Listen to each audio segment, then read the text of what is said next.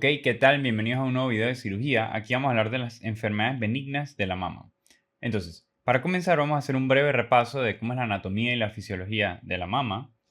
Vamos a decir que esta es la pared torácica, es que aquí está la mama, aquí está el pezón. Y entonces, en el pezón pues confluyen varios ductos mamarios.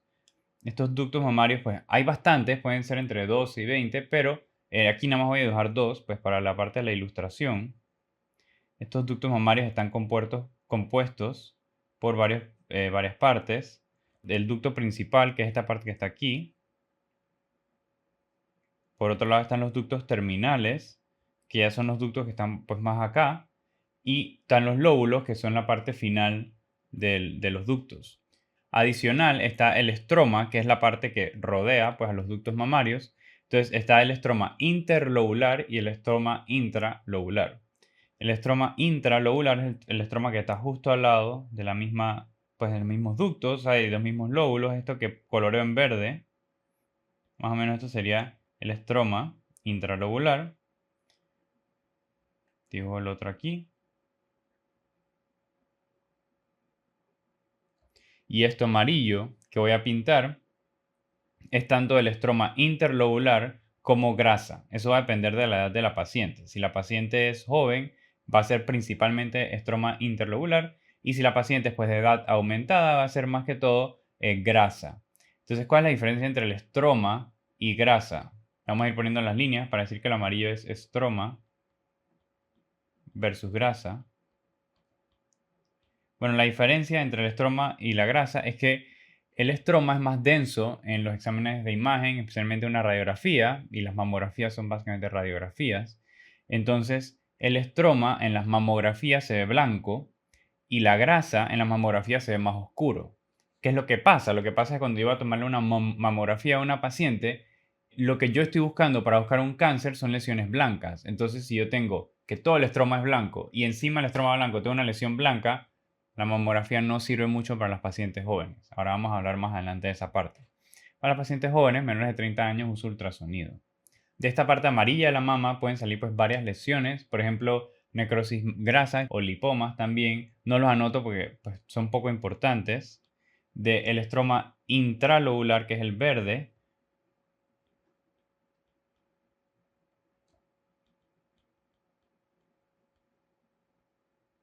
Este estroma de aquí salen los fibroadenomas, que son muy importantes, y el tumor filoides. Esto lo vamos a hablar en este video. Entonces tenemos los lóbulos y los ductos terminales.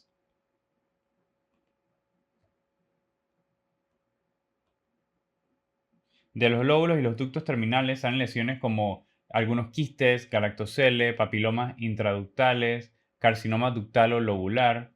Digo, solo por el nombre ya se pueden dar cuenta. Ductos, lóbulos, los carcinomas, si son lobulares o ductales, salen de estas áreas. No los anoto porque son bastantes lesiones y lo vamos a ver más adelante. Y entonces, por otro lado, tenemos los ductos principales,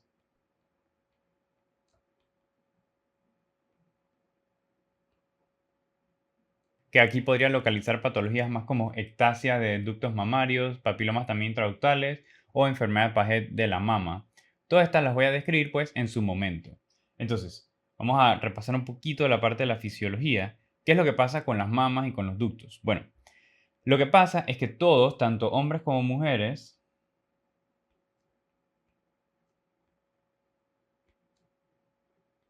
tienen ductos mamarios.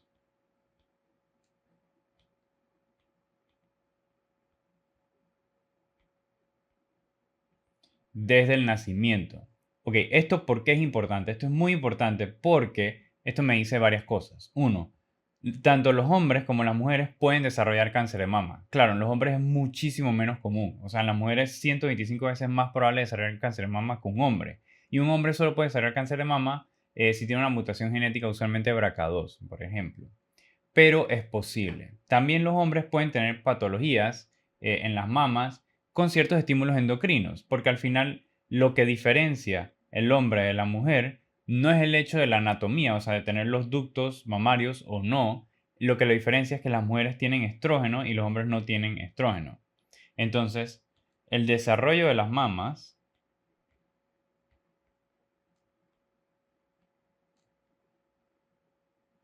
depende del estrógeno.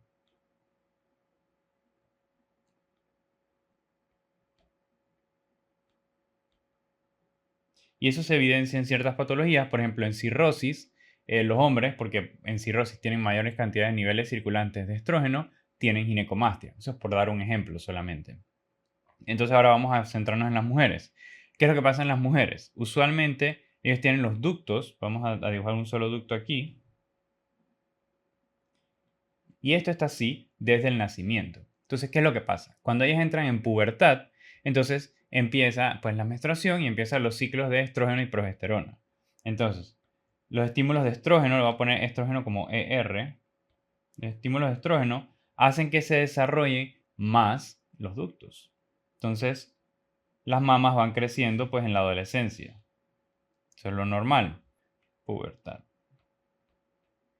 ¿Qué sigue pasando? Con cada ciclo de menstruación, entonces el estímulo de los estrógenos y las progesteronas hace que siga estimulándose pues las mamas, los ductos, mejor dicho, los ductos mamarios. Entonces siguen creciendo.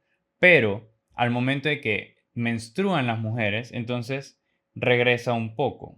Esto es con el ciclo menstrual. Entonces, en el ciclo menstrual, con la fase secretora, se estimula pues que los ductos mamarios vayan creciendo, creciendo, más que toda la parte de los lóbulos y etcétera. Y cuando ellas menstruan, cuando las mujeres menstruan, entonces regresa un poco. Entonces esto es algo de ir y venir, ir y venir. Entonces, este tejido responde mucho a los estrógenos. ¿Qué es lo otro que pasa? Lo otro que pasa es que al momento del embarazo, voy a poner aquí embarazo. Embarazo es un ciclo menstrual que se está formando y están creciendo, pero ocurrió un embarazo. Entonces, en la parte del embarazo es donde uno tiene el pico más alto de estrógenos. Las mujeres tienen los picos más altos de estrógenos, pongo R y un pico así para dibujarlo. Y entonces aquí es donde las mamas crecen pues mucho más, mucho más. Entonces, claro, las mamas se preparan para lactar al bebé que van a hacer. Y pues claro, una vez que ellas dan a luz y entonces baja el estímulo de los estrógenos, entonces regresan pues un poco. Y por último, entonces, cuando ya terminan todos los ciclos de la vida pues fértil de una mujer y entran a la menopausia, entonces de ir y venir, ir y venir, ir y venir, entonces estamos aquí, entramos en la menopausia y entonces se atrofian los ductos mamarios.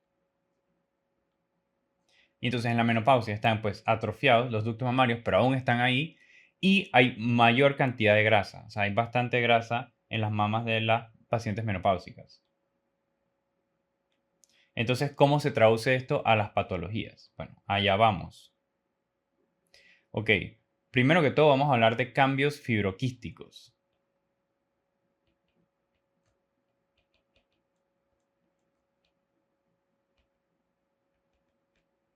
Cambios fibroquísticos es la patología pues, más común de las mujeres.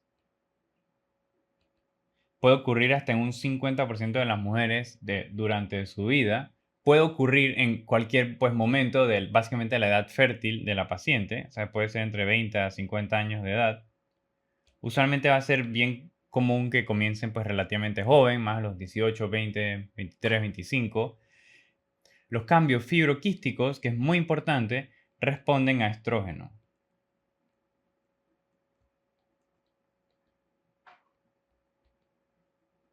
Ok, entonces, ¿qué es lo que pasa en cambios fibroquísticos? Cambios fibroquísticos, como dice el nombre, no es una enfermedad, no es una patología, sino más bien pues son cambios normales en la vida de, de las pacientes. Lo que pasa es que a medida que se va formando el ciclo y a medida que está pues aumentando el estrógeno y progesterona durante el ciclo menstrual, a las pacientes se les forman algunos nódulos. Entonces son nódulos, son masas palpables en algún lado de las mamas que van respondiendo a estrógeno, se van creciendo con el estrógeno y les duelen usualmente alrededor de la menstruación. Eso es lo normal.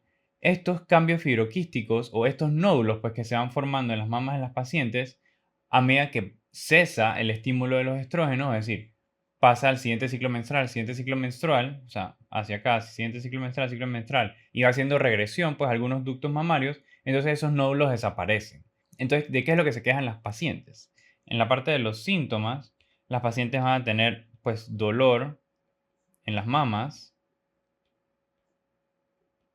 usualmente en el periodo de la menstruación. Entonces también usualmente van a tener algún tipo de nódulo pues palpables, nódulos, y entonces también pueden tener quistes. O sea, aparte de nódulos también pueden ser quistes. Pero todas estas lesiones son lesiones que, como les digo, se forman y a los 3 meses pues desaparecen o están en otra área, porque a medida que uno va haciendo pues la regresión con cada ciclo menstrual de los ductos mamarios, entonces van desapareciendo algunas lesiones y después aparecer en otros lugares. Entonces al final esto es un hallazgo pues relativamente normal.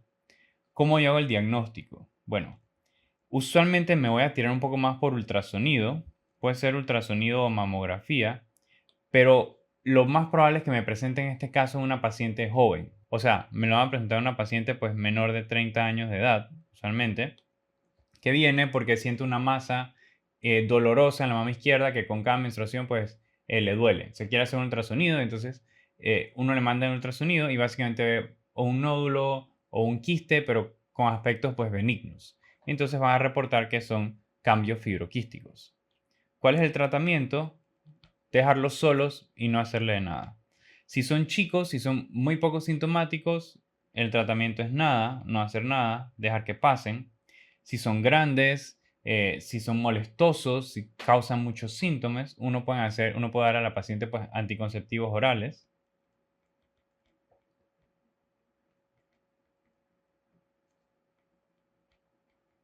Con los anticonceptivos uno regula la parte de los niveles de estrógeno y progesterona, pues exógenamente, y entonces es más probable que estos nódulos pues hagan regresión y a los 3 6 meses ya la paciente no lo va a sentir. El otro posible contexto que se les menciona en cambios firoquísticos es una paciente, pero que sea mayor de 35 años de edad, 30 a 35 años de edad. Pues si una paciente presenta una masa mayor de 35 años de edad, es un poco más probable que sea cáncer. Entonces, yo tengo que descartarlo. Vamos a decir, yo le mando una mamografía y en mamografía me reporta que es BRAF 3, BRAF 4, o sea, es indeterminado, no estoy seguro. Mejor hágale una biopsia. Entonces, quizás en ese contexto, pues es posible que en algunos casos se terminen haciendo biopsias de las masas de cambios fibroquísticos solo para descartar que no sea cáncer, pues. Pero en la mayoría de los casos esto no se toca, no hay que hacer nada y a menos que la paciente tenga demasiados síntomas no se trata. También se puede tratar quirúrgicamente y remover en caso que la paciente pues, sea muy sintomática, tenga mucho dolor, etc. Ok, la otra patología que vamos a hablar es de fibroadenoma.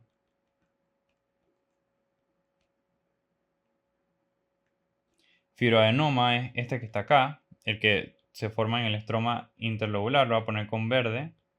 Entonces, fibroadenoma es el tumor más común, porque ahí sí estamos hablando de pues, una masa, tumor más común en las mujeres menores de 35 años de edad.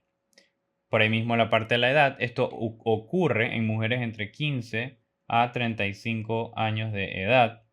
Y bueno, fibroadenoma, pues a diferencia de lo que dice su nombre, no es tanto un adenoma, sino más que todo un tumor pues fibroso, un tumor del estroma intralobular.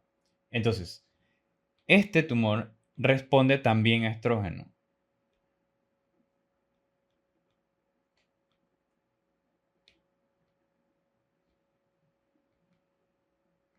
Por lo tanto, puede crecer y o cambiar de tamaño con los ciclos menstruales. En cuanto a los síntomas, esto usualmente va a ser una masa única,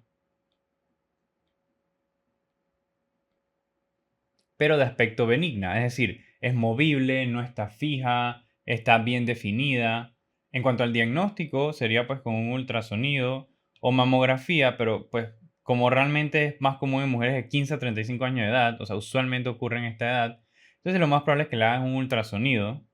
Como les dije, en las mujeres menores de 30 años de edad, como el estroma es blanco, no sirve hacer una mamografía porque no puedo pues diferenciar bien las lesiones. Entonces a las mujeres menores de 30 años de edad usualmente me iría por ultrasonido. Y entonces, ¿qué es lo que va a ver en el ultrasonido? Usualmente va a haber una masa bien definida, bordes bien definidos, sin sombra acústica posterior, porque usualmente sombra acústica posterior me habla un poco más de cosas malignas. En mamografía puedo ver calcificaciones en forma de popcorn en los fibroadenomas. Y entonces, ¿cómo sería pues el manejo o el tratamiento? Realmente no hay, es básicamente seguimiento, darle seguimiento a la paciente.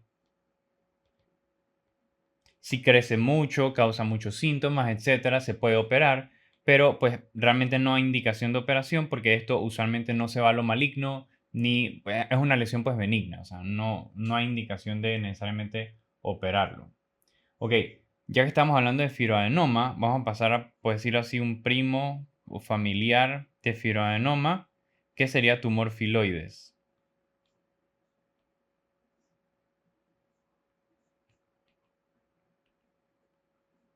Tumor filoides vieron que también es en el estroma intralobular. La diferencia es que el tumor filoides va a ocurrir en mujeres de mayor edad, es decir, pacientes de 40 a 50 años de edad. Usualmente es algo benigno, pero 25% de los casos son malignos. Claro, ya cuando estamos hablando de 40 a 50 años de edad, personas pues más de edad aumentada, entonces ya tengo que considerar más probabilidades de cáncer. El tumor filoides es una masa pues, que puede tener un crecimiento variable, es decir, puede ser un crecimiento lento o puede ser un crecimiento pues, bastante rápido. Pero si en los casos le dicen que tiene una masa que creció pues, rápidamente,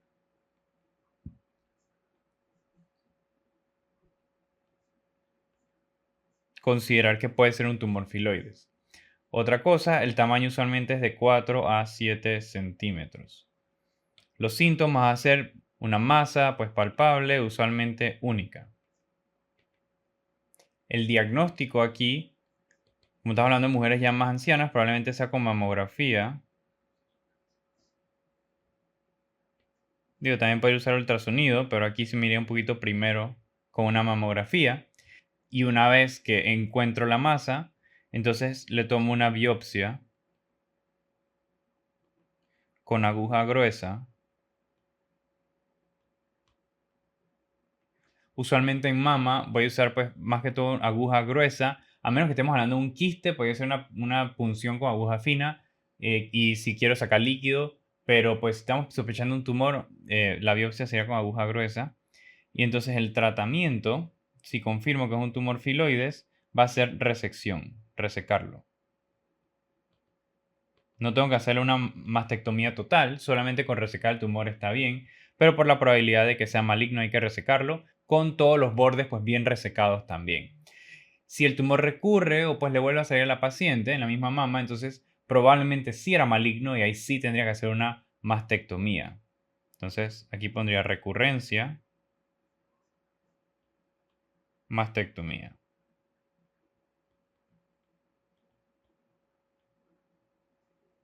Estas son las patologías más comunes. Voy a mencionar ahora pues las un poquito menos importantes. Entonces pues vamos a comenzar hablando rápidamente. Mastitis es más común en las mujeres que son lactantes.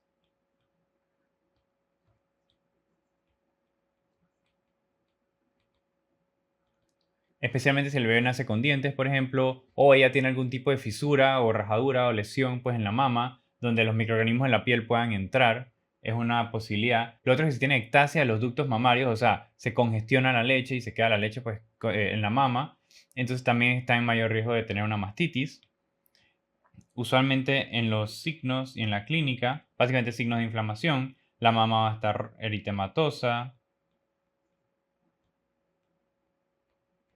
con aumento de volumen, calor, etc.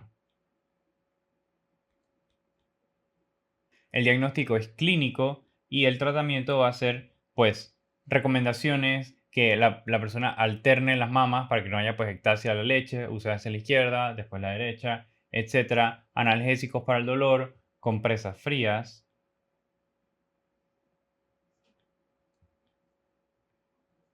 Y antibióticos, usualmente con antibióticos bastante sencillos, penicilinas, por ejemplo, o sea, cefalexinas de primera generación, dicloxacilina, con eso es más que suficiente. Y una posible pues, complicación de una mastitis es que las pacientes desarrollan un absceso en la mama. Las recomendaciones son las mismas y todos los abscesos tienen que drenar, así que, ¿cómo se trata? Con incisión más drenaje. Entonces sería con mastitis. Entonces, vamos ahora a hablar de necrosis grasa de la mama. Pues es lo que dice el nombre. Básicamente hay necrosis de la grasa en algún lado. Lo que va a pasar aquí es más que todo un diferencial de cáncer de mama. Como es necrosis de la grasa, entonces va a ser en las mujeres donde la mama tiene más grasa, es decir, mujeres de edad aumentada, más o menos a los 50 años de edad. Y entonces esto se va a evidenciar como una masa. Y además, la paciente puede que no tenga muy claro la historia del golpe o trauma, o sea, que ella se golpeó la mama, se golpeó el pecho, etcétera, pues a veces no está muy claro. Entonces, ellas llegan porque tienen una masa y entonces será cáncer mama, no será cáncer mama, etcétera. Al final, la única forma de saberlo, pues va a ser mamografía / ultrasonido, a menos que la historia esté muy clara que fue un golpe, pero de resto, igual por la edad de la paciente y por el riesgo de que si sea cáncer de mama, lo más probable es que sí le tengo que sacar biopsia.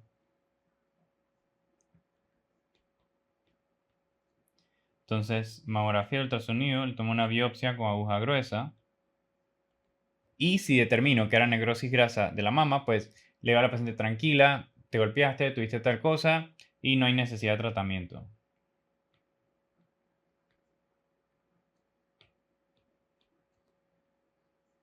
Vamos a hablar ahora de galactocele. Ahora que estamos hablando pues de las mujeres que son lactantes, aquí hablan de mastitis. Básicamente galactocele también sucede igual en las mujeres que son lactantes. Lo que le va a pasar a estas personas es que van a tener obstrucción de un ducto mamario.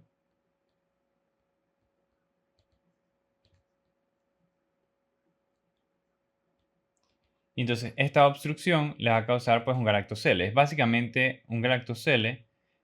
Si tengo esta la parte del lóbulo, etcétera, y aquí la leche, entonces hay algún tipo de obstrucción aquí, y entonces se forma como si fuese un quiste. Entonces ese quiste está lleno de leche materna, básicamente. Lo que yo voy a ver es que si lo hago un ultrasonido o mamografía, probablemente mire un poquito más por un ultrasonido.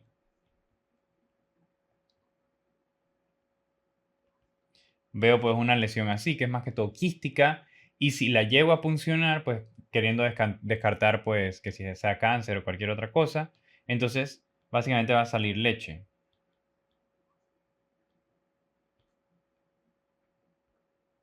Y el procedimiento diagnóstico también sería tratamiento en este caso, porque si le saco la leche de ahí, entonces ya resuelven los síntomas y el quiste. Entonces eso sería con galactocele. Vamos a hablar de papiloma intraductal.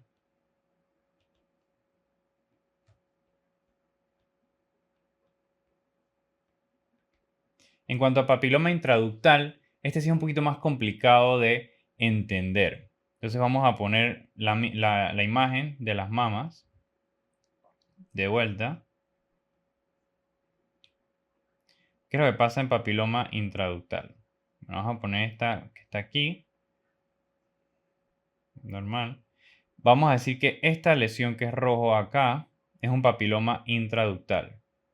Entonces, ¿cómo se van a presentar las pacientes? Hay dos posibilidades. Uno es posibilidad de que las pacientes se presenten con una masa palpable.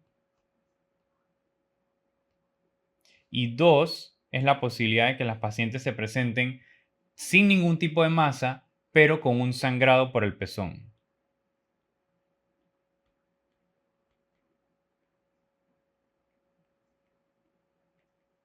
Ok, si las pacientes se presentan con una masa pues palpable, bueno, es lo mismo que cualquier otro tipo de cáncer, básicamente abordaje diagnóstico, le hago pues ultrasonido / mamografía, entonces le saco una biopsia y si confirmo que es un papiloma intraductal, entonces retiro el ducto afectado quirúrgicamente. Eso en el caso que tenga una masa palpable. Los casos clínicos usualmente van a presentar más la segunda opción de que es un sangrado por el pezón. El papiloma intraductal puede ser tan pequeño que pues no se pueda palpar como una masa, y si es pequeño y no se puede palpar, probablemente tampoco lo pueda ver con una mamografía o un ultrasonido. Va a ser tan pequeño que no va a poder pues identificarlo adecuadamente. Entonces, ¿cómo lo puedo ver? Aquí el abordaje diagnóstico sería con un ductograma.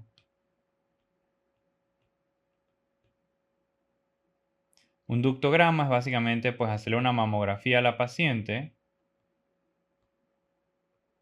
pero le inyecto contraste por los ductos mamarios. Entonces, ¿cómo se vería eso? Básicamente inyecto contraste por aquí, entonces el contraste va llenando, va llenando, va llenando, va llenando, y si en algún punto ese contraste no llena adecuadamente, o sea, por ejemplo, en el lado acá arriba vendría el contraste, pero esta parte no la llena adecuadamente, entonces ya yo sé que aquí hay un papiloma intraductal. Entonces, sabiendo que hay un papiloma intraductal ahí, entonces yo puedo guiar mi biopsia hacia esa área. Entonces, uso un ductograma, con esto guío mi biopsia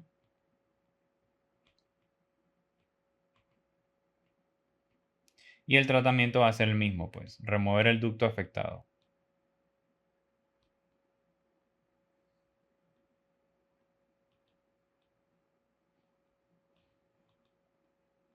Ok, entonces esto sería todo con las patologías benignas de la mama, y entonces lo veo para el siguiente video donde vamos a hablar de cáncer de mama.